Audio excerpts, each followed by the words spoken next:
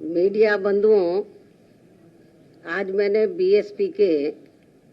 UP के सभी 18 मंडलों के मुख्य इंचार्जों तथा 75 जिलों के सभी जिलाध्यक्षों की ये इकट्ठा अति महत्वपूर्ण बैठक बुलाई है और आज की इस बैठक में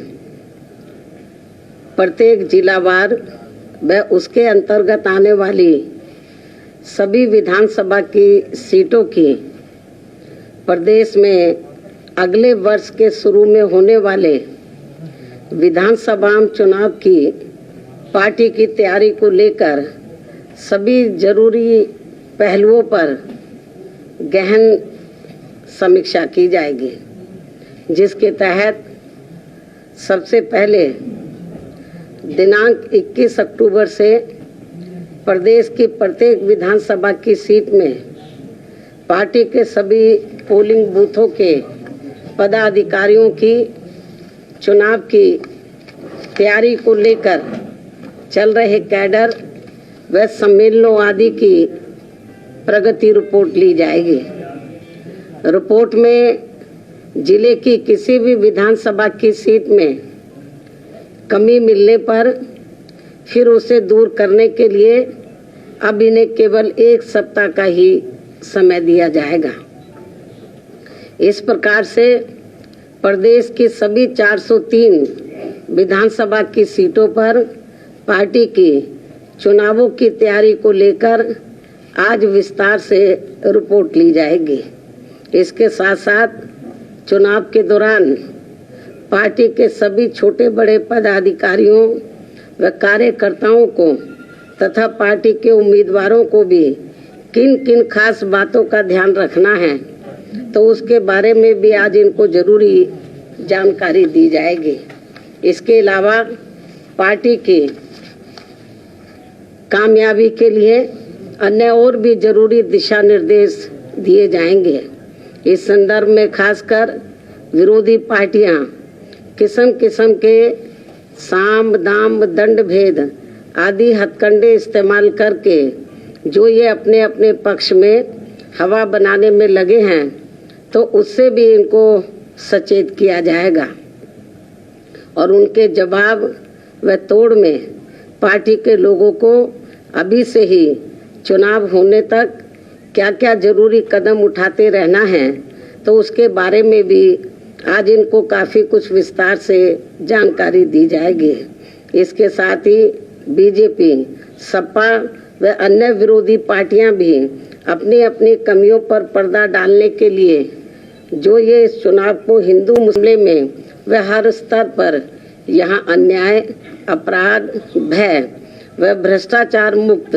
तथा विकास युक्त वातावरण पैदा करने के साथ साथ विशेषकर कमजोर वर्गों, गरीबों, मजदूरों, बेरोजगारों,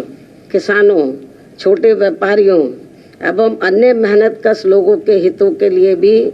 जो अनेकों ऐतिहासिक व अति महत्वपूर्ण कार्य किए हैं, तो उन्हें प्रदेश की जनता अभी तक भी भूली नहीं है, जिसे खास ध्यान में रखकर ही पार्टी के लोगों को इस चुनाव में वोट मांगना है, ये भी इनको बताया जाएगा। इसके साथ ही यहाँ मेरा ये भी कहना है कि यूपी की जनता ने आज़ादी के बाद यहाँ शुरू में काफ़ी लंबे समय तक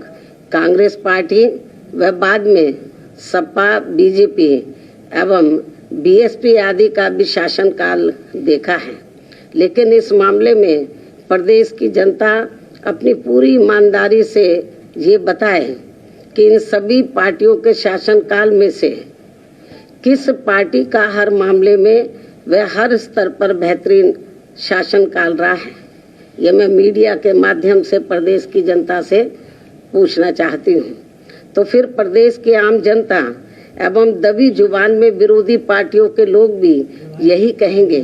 कि बीएसपी का ही बेहतरीन शासनकाल रहा है। इसलिए प्रदेश की जनता को अब मेरा यही कहना है कि उन्हें अपने हित व कल्याण को ध्यान में रखकर वे इस चुनाव में किसी भी भावना में न बहकर तथा इनके प्रलोभन भरे चुनावी घोषणा पत्रों आदि के भी बहकावे में न आकर बल्कि बीएसपी के ही रहे बेहतरीन शासनकाल को फिर से यहाँ सत्ता में वापस लाना है, जिसकी इस समय प्रदेश की जनता को काफी सख्त जरूरत भी है। इसके अलावा बीजेपी का ये कहना कि इस बार चुनाव में बीजेपी 300 से ज्यादा सीटें जीतने वाली है, तो इसमें अभी कोई ज्यादा दम हमें नजर नहीं आता है, वरना फिर ये पार्टी चुनाव होने से कुछ समय पहले यहाँ आए दिन ताबड़तोड़ असंख्य घोषणाएं, शिलान्यास एवं अधकच्चे कार्यों के उद्घाटन व लोकार्पण आदि नहीं करती। साथ ही ये पार्टी अपने केंद्रीय नेताओं व केंद्र सरकार के वरिष्ठ मंत्रियों को भी अब यहाँ थोक में नहीं भेजती। इनके साथ साथ यूपी सरकार के मुख्यमंत्री एवं मंत्रियों व पार्टी के वरिष्ठ नेताओं को भी एक एक जिले में फिर कई बार नहीं जाना पड़ता, तथा न ही इनको चुनाव घोषित होने से कुछ समय पहले यहाँ प्रदेश की जनता को व छात्रों आदि को भी किस्म किस्म के लालच आदि नहीं देने पड़ते। यदि जांच होनी चाहिए और हमारी पार्टी तो ये चाहेगी कि माननीय सुप्रीम कोर्ट इसमें दखल दे तो ज़्यादा बेहतर होगा, और यदि ऐसा कुछ हुआ है तो मेरे ख्याल स्टेट गवर्नमेंट को इसको गंभीरता से लेना चाहिए और सेंटर को भी इस मामले में दखल देकर स्टेट गवर्नमेंट को उनको निर्देशित करना चाहिए कि यदि कुछ ऐसा हुआ है तो जो भी कुछ जमीन वगैरह उन्होंने खरीद फरोख्त किया है तो वो रद्द होनी चाहिए। काफी दिनों से वो लोग धरने पर बैठे हैं जो गार्डन में कई मेहनत से उस पर आपकी पार्टी का क्या दोबारा रिपीट करो। 69,000 शिक्षक भर्ती मामला चल रहा है, उनका कहना है कि घोटाला हुआ है, बहुत बड़ा घोटाला है और इसको लेकर काफी दिनों से वो जो है धरने पर बैठे हैं, लगातार जो है भाजपा कार्यालय में प्रदर्शन करते हैं, कई जगह कर चुके हैं। इसके बारे में मैं कई बार आपको बता चुकी हूँ, फिर मैं बताना चाह रही हूँ कि उनका जो आरोप है तो वो जो आरोप लगा रहे तो हो सकता है उसमें सच्चाई हो, तो इस मामले की जांच होनी चाहिए और उनकी जो शिकायतें हैं स्टेट गवर्नमेंट को चाहिए उसको दूर करना चाहिए। लड़की की शादी की उम्र 21 साल सरकार करने जा रही है, बहन जी छोटे दल उनके साथ आ रहे हैं, यहाँ तक बीएसपी के भी बहुत सारे विधायक सपा में जा चुके हैं, सपा का कहना है कि ये नई हवा सपा के साथ है, आप क्या कहेंगे? ये तो वक्त ही बताएगा, जब रिजल्ट आएगा तो फिर आप मेरे से सवाल पूछना। सवाल ये कि बीजेपी के तमाम नेता रैली कर रहे हैं, प्रधानमंत्री से लेकर के अमित शाह सभी लोग यूपी में, आपकी रैली की कब से शुरुआत हो सकती है? आपको बता दिया जाएगा। जो मैदान में जो इधर उधर घूम रहे हैं उनको घबराहट है, उनको बड़ी घबराहट हो रही है, पता नहीं वो पावर में आए ना आए, बीजेपी को भी हो रही है, सपा भी सोच रही है, तो इसलिए ये बेचारे मारे मारे घूम रहे हैं।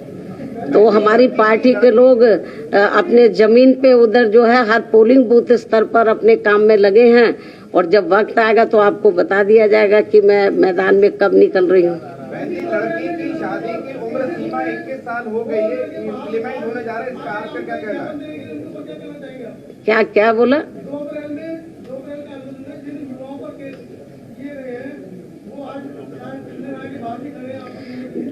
देखो, इस संबंध में मैंने एक बार नहीं कई बार तो स्टेट गवर्नमेंट को आगाह किया है और प्रेस में भी मैंने बोला है कि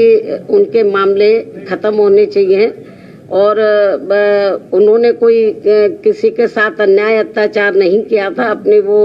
जायज मांगों को लेकर वो मैदान में उतरे थे, तो ये मामला लंबे अरसे से अटका पड़ा है, ये अच्छी बात नहीं है और स्टेट गवर्नमेंट को इसको देखना चाहिए और इस मामले को पार्लियामेंट में भी हमारी पार्टी ने इसको कई बार उठाया है। बहन जी, लड़की की शादी की उम्र 21 साल सरकार ने कर दी है, इम्प्लीमेंट होने जा रहा है, इस पर बसपा का क्या? अब आपके पास कोई सवाल नहीं बचा है। धन्यवाद।